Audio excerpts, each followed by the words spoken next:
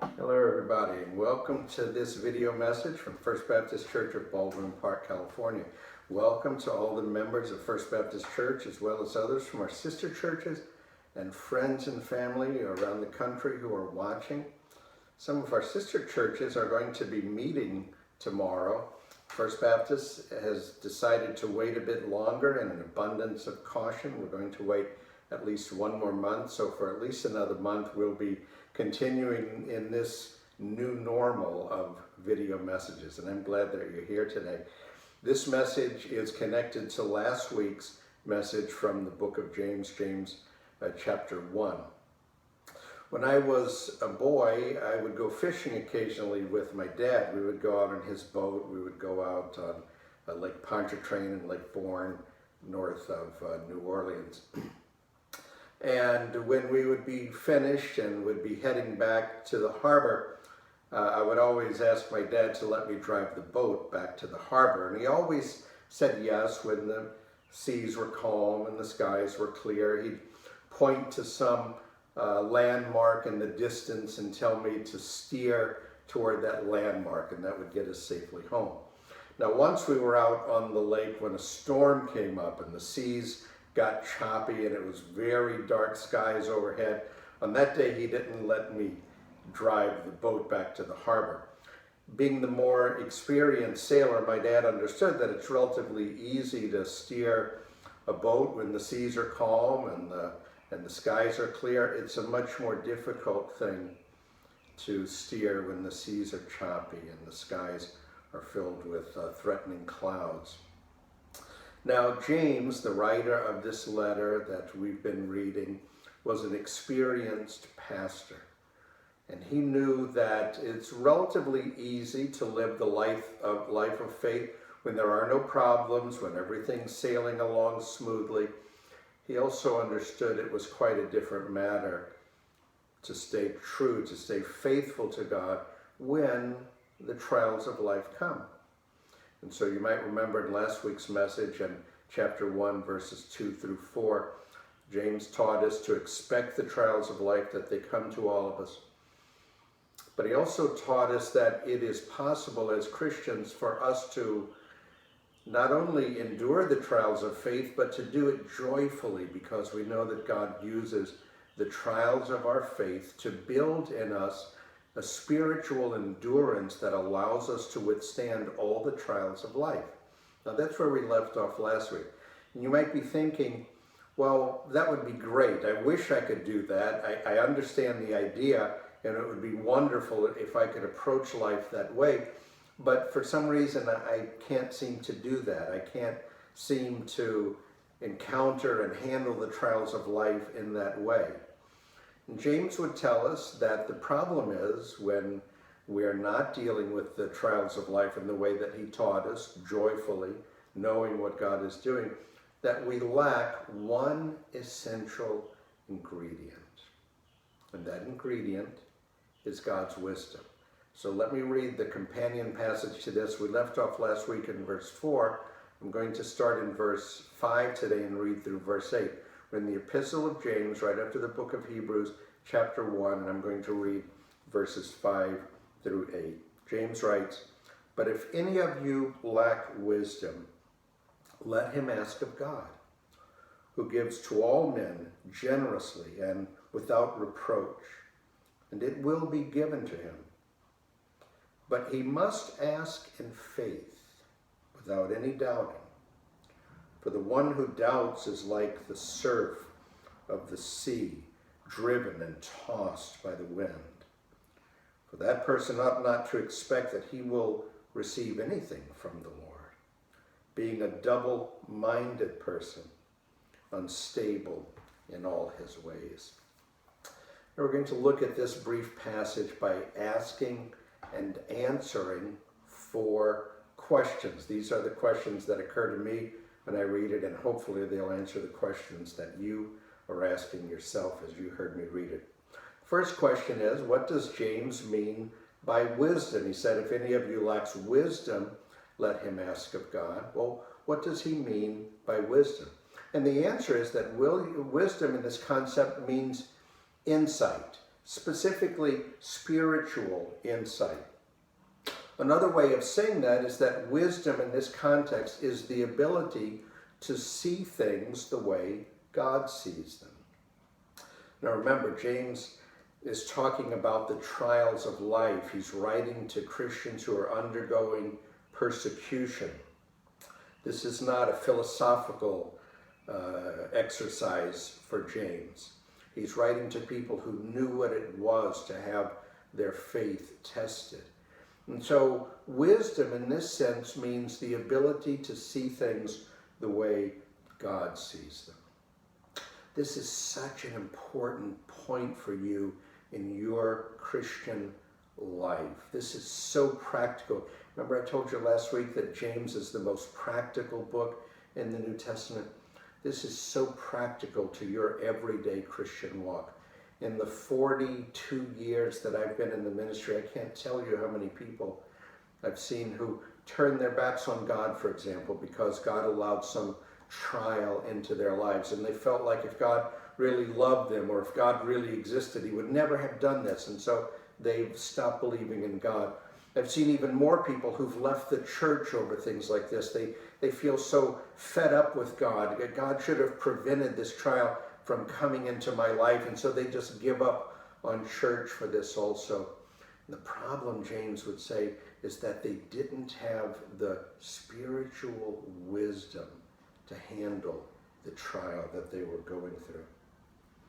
Now look, I understand this. I understand why people are prone to react that way. It's human nature that when a trial comes into our lives, the first question we ask is, why is this happening to me? James would tell us that that's the wrong question to ask. The right question to ask is, what is God trying to teach me through this? What is God trying to accomplish in my life by allowing this into my life? Or to use James's definition of wisdom, how can I see this trial from God's perspective so that I can not only endure this, but endure it joyfully and perhaps even bring glory to God while I'm doing it? So that's question number one. What does James mean by wisdom? And the answer is he means insight, particularly spiritual insight. Question number two, and it's also in verse 5, how do we get this wisdom that James says we need? And the answer may surprise you. James says in verse 5 that we get it by simply asking for it. Look again at what verse 5 says. If anyone lacks wisdom, let him ask of God. There's no special incantation that you have to recite.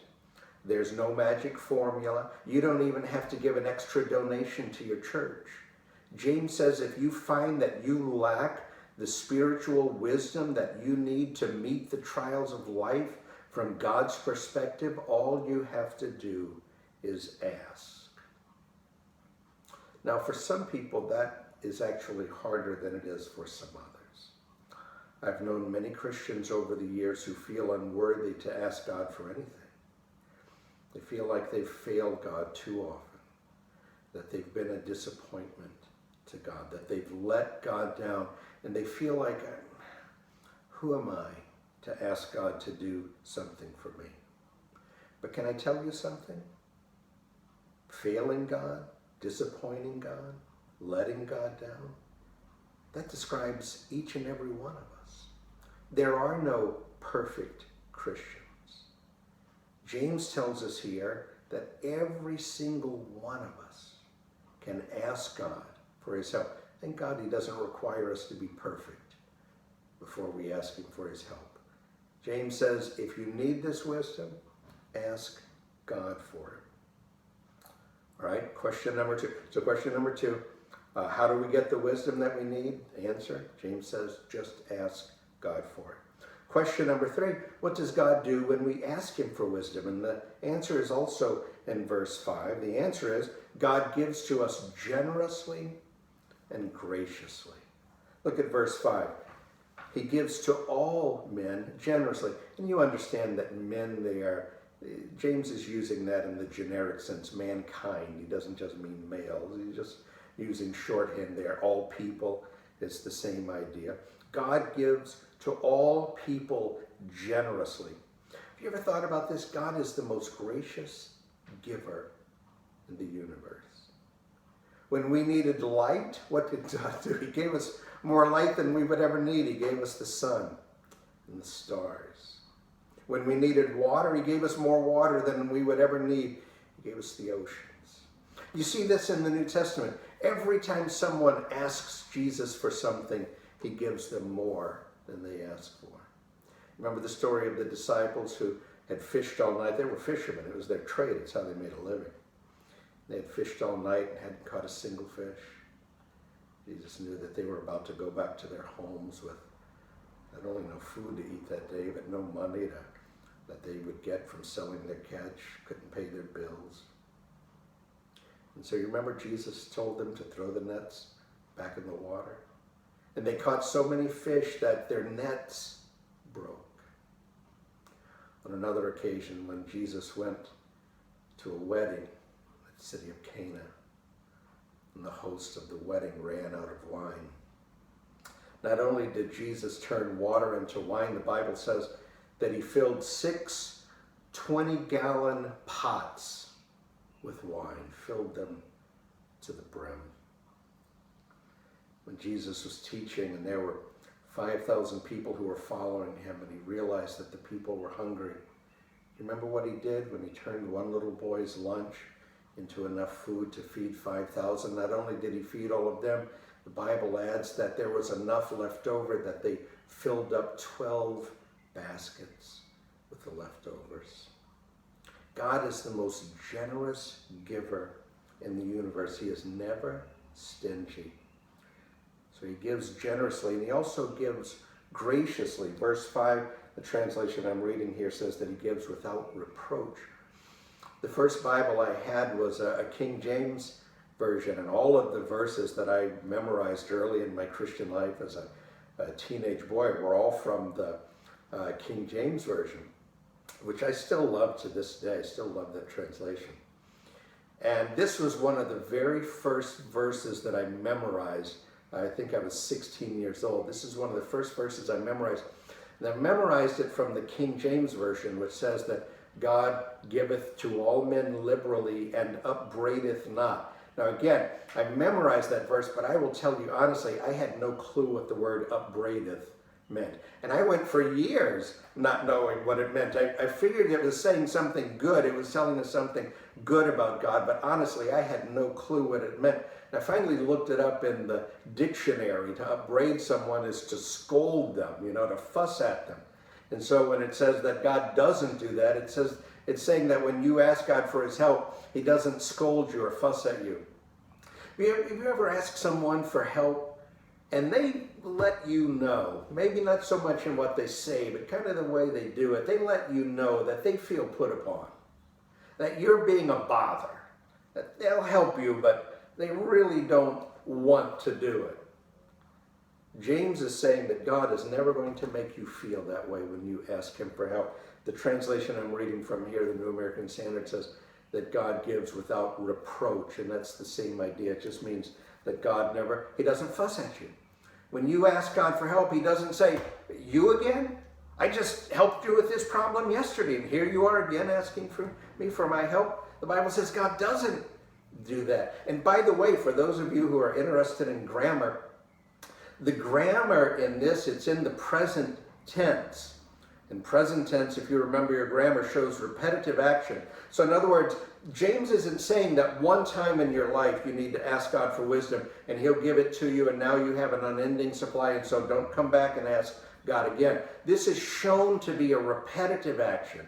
It's indicating that every time you need it, as often as you need it, you can ask God for wisdom to see the trials of life from his perspective. And if you ask God for wisdom yesterday to see your trials from his perspective, and you come back and do it again today, God's not going to say, I just gave you wisdom yesterday. What are you doing here? No, God will give to you generously and graciously. He never makes you feel like your Father. He invites us to ask for all the wisdom that we need. And so question number 3, what does God do when we ask for wisdom? Answer, he gives to us graciously and generously. And then the last question, question number 4, are there any restrictions on this? Or if you're of a cynical mind, you might be asking, is there a catch? And the answer is yes, there is. There is a restriction, or maybe a limitation would be the better way of saying that. And look, it's there in verse 6.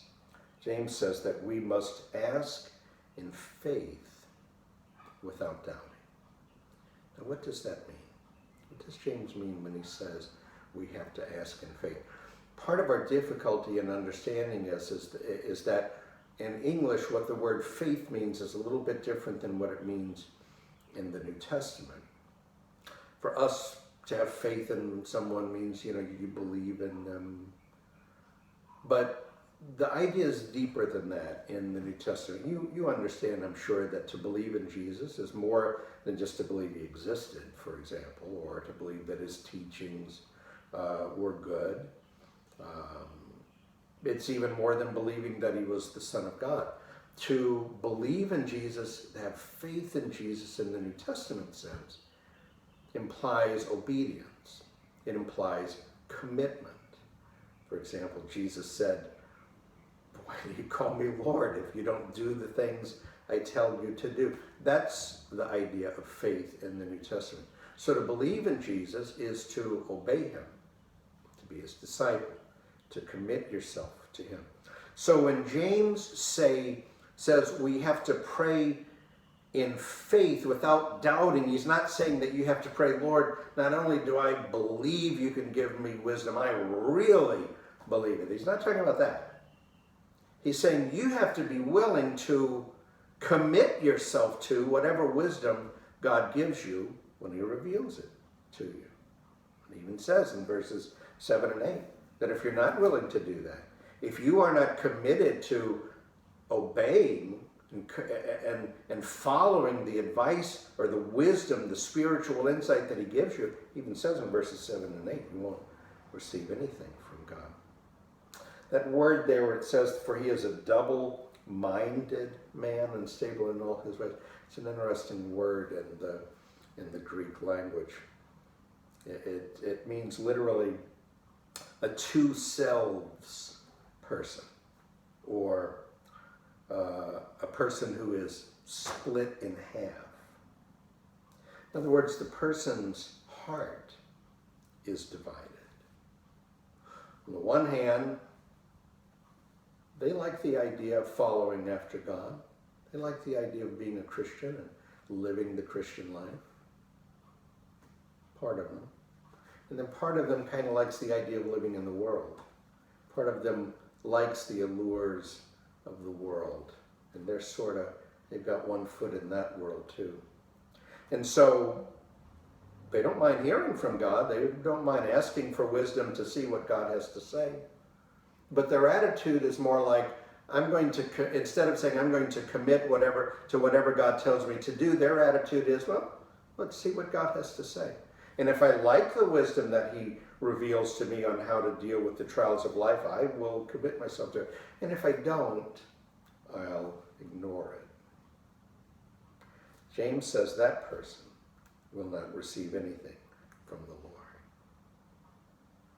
But on the other hand, if we will humble ourselves before God and ask God to give to us the wisdom to see our trials from his perspective, so that we can not only endure the trials of life, but to endure them joyfully, knowing that God has a purpose in them. James is telling us that if we will do that, God will give us his wisdom. Pastor Warren Wiersbe, who passed away last year, I heard him tell a story once about his secretary, the church secretary where he was a pastor. She was going through a very difficult time. Her husband had lost his eyesight. She had a stroke. They were both older. And she had to take him to the hospital where he was being cared for, and she had all of the health issues related to her stroke. Her husband had some other health issues. They thought he was going to die. And so one Sunday he saw her in church, and he said to her, "I just want you to know that I'm praying for you." And she startled him by saying, "Well, what are you praying for? What exactly are you asking?" And he said, he kind of stuttered and said, "Well, I'm asking God to help you, and I'm asking God to heal you." And she said to him, "Well, that's great, but also I want you to ask God for one more thing on my behalf. Ask God to give me the wisdom not to waste all of this." Now that's a woman who understood this passage. She knew that God could give her a spiritual insight, wisdom, that would help her to see the trials of life not just from a human perspective, but from God's perspective. That she would have not just human insight, but divine insight into the trials of life. Now you might be thinking, well, she must be some kind of a super Christian. That's a special kind of Christian who can have that sort of attitude in life. I could never do that. And if that's the way you're thinking, you have missed the entire point of this passage. Go back to verse 5 again. What does James say? If anyone lacks wisdom. This is not some special insight reserved only for the 1% of the 1%, the cream of the crop. This spiritual insight to see the trials of life from God's perspective is available to all Christians if you will ask, knowing, committing yourself to follow the insight and the wisdom that God gives you. That's available for any problem that you have. In fact, right now, right where you are there in your home, you can pause and pray and say, God, this is the big problem in my life right now, or these are the big problems. I need your wisdom right now. And if you will do that in committing yourself to follow God's leadership and his insight, God has bound himself by his word to give you wisdom when you ask for it. I'm so glad that you were here to join with me today in this video message. I have 2 more messages coming from the book of James next week and the week after, so I hope you'll be here to hear them. Until then, I'm praying for you. Stay safe, stay hopeful. Until next Sunday, may God bless and keep.